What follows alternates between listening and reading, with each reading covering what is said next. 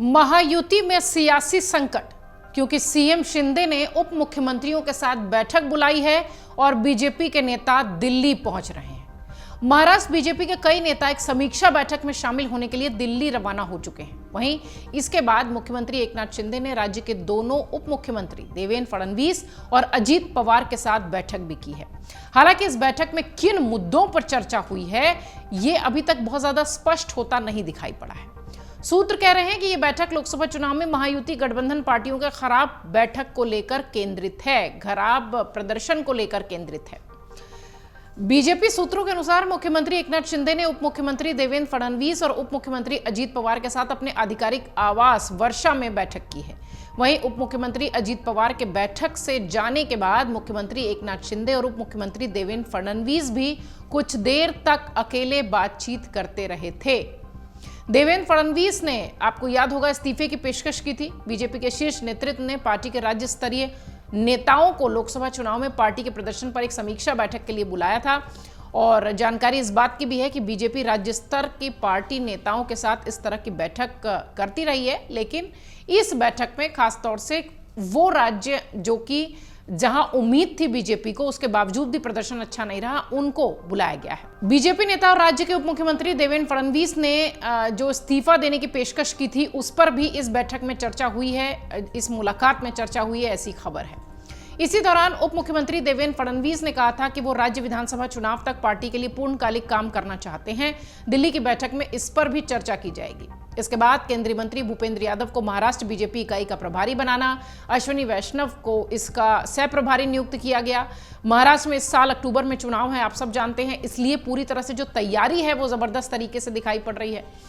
लोकसभा चुनाव में महायुति का जो प्रदर्शन रहा है वो आप सब जानते हैं कि किस तरह का रहा। महाराष्ट्र में जो नतीजे आए वो महायुति के लिहाज से, उनकी एक्सपेक्टेशन के लिहाज से, उनकी मंशा के लिहाज से ठीक नहीं थे।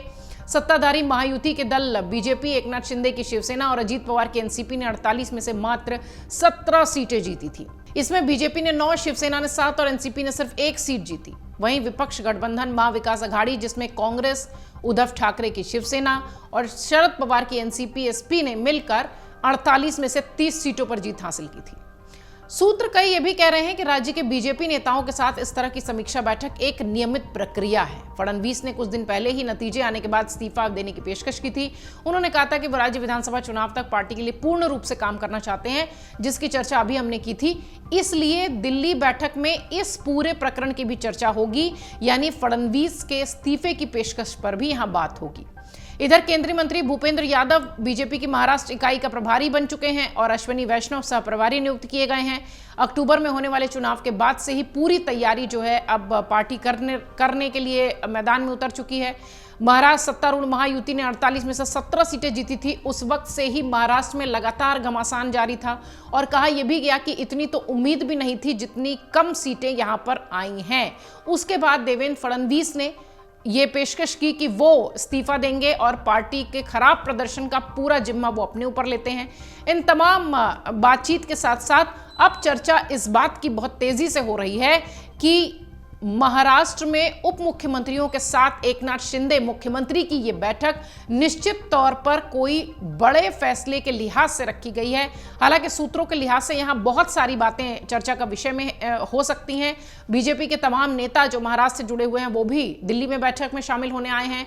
उसके बाद देवेंद्र फडणवीस और एकनाथ शिंदे की मुलाकात, ये सब अगर ओवरऑल एनालिसिस के तौर पर देखा जाए तो निश्चित तौर पर महाराष्ट्र में आने वाले विधानसभा चुनाव को लेकर सियासी रणनीति अब बनना शुरू हो चुकी है और खास तौर से महायुति जो लोकसभा चुनाव के परिणाम से एक तरीके से कह लीजिए जली है, इसलिए वो विधानसभा चुनाव में फूंक फूंक कर कदम रख रही है और इसी कड़ी में ये तमाम बैठकें आयोजित हो रही हैं। देवेंद्र फडणवीस के इस्तीफे की पेशकश पर क्या निर्णय होता है, ये भी इस बैठक के बाद पता चलेगा।